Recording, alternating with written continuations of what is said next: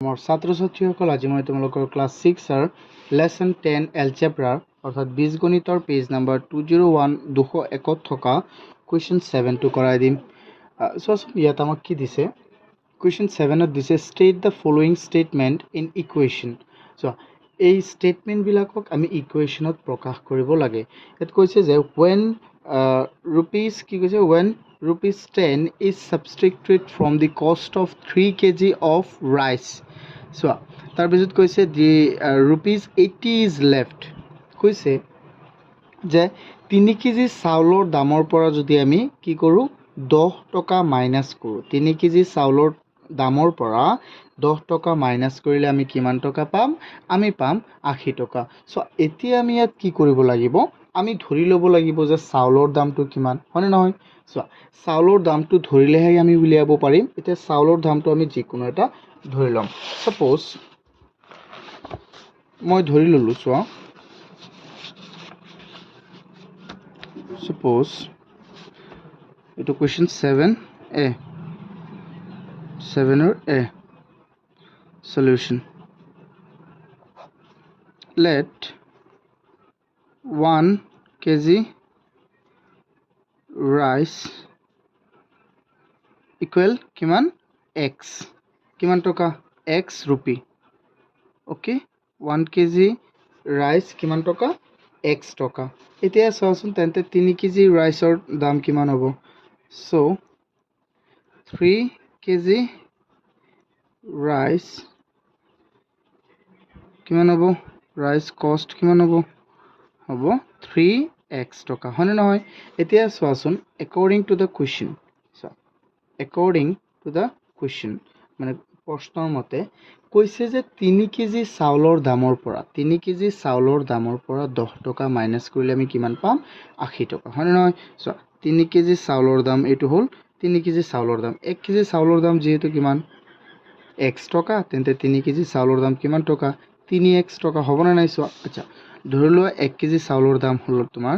10 টকা, তেন্তে 3 কেজিৰ দাম কিমান হ'ব 3 × 10, হ'ব না নাই।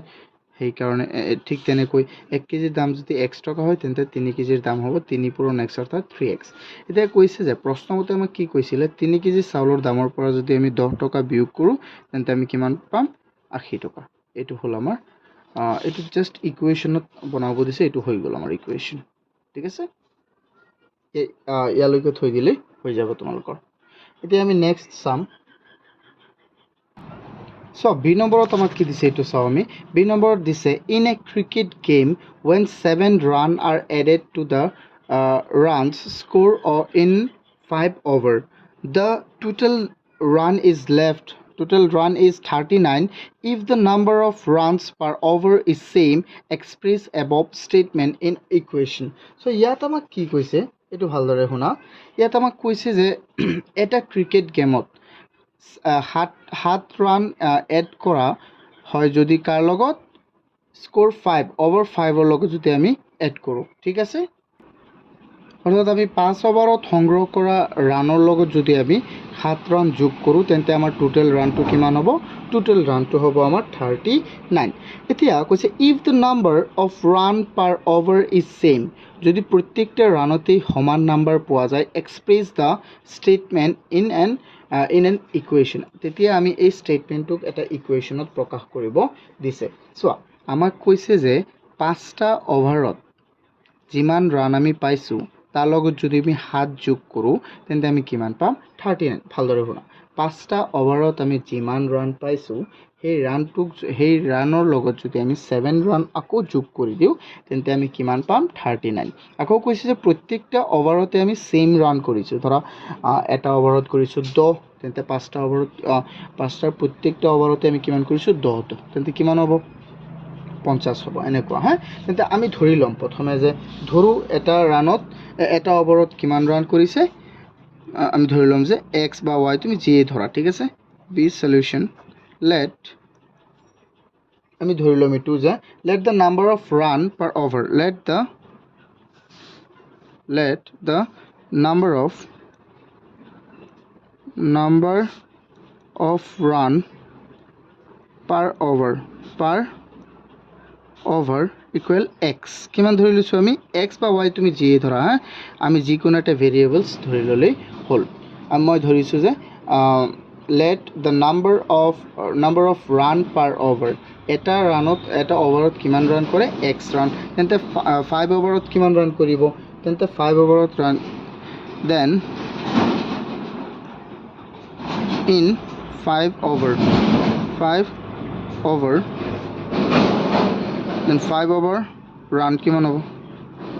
ইকুৱেল কিমান হ'ব 5 into x হ'ব না নাই চোৱা এটা অভাৰত যদি তুমি কিমান ৰান কৰা x ৰান কৰা তেন্তে 5টা অভাৰত কিমান ৰান কৰিবা 5x and according to the question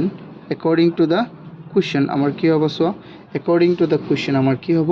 কৈছে যে 5টা অভাৰত কৰা ৰানৰ লগত যদি আমি কি কৰোঁ 7 ৰান আকৌ যোগ কৰোঁ কিমান ৰান যোগ কৰোঁ 7 ৰান তেন্তে আমাৰ কিমান হ'ব 39 নহয় কিমান হ'ব 39 আছিলে নাই হয় 39 আছিল এইটো হ'ল আমাৰ ইকুৱেশ্যন এই ষ্টেটমেণ্টটোক আমি ইকুৱেশ্যনত বনাইছোঁ চোৱা এতিয়া আমি চাম আমাৰ C2 ইয়াত কি কৈছে number of students in a class is 40 on a certain day এটা কৈছে যে এটা ক্লাছৰ ষ্টুডেণ্টৰ সংখ্যা কিমান 40টা কৈছে on a certain day when total number of student present was double and 6 added to it then the number was found to be equal to the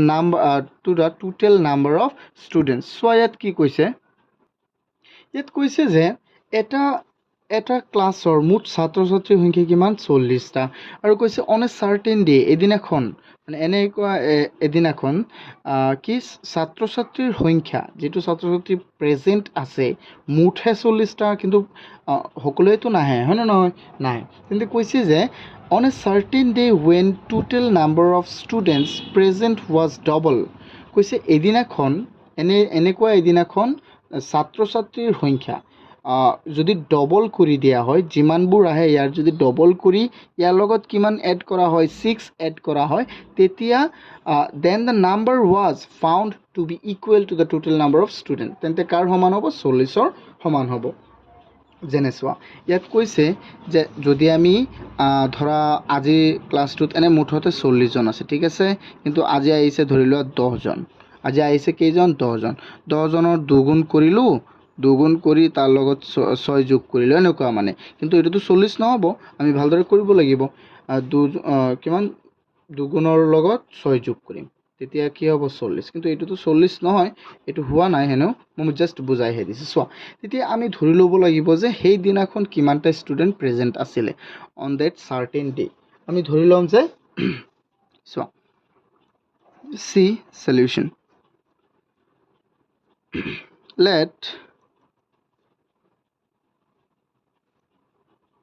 let the students present on that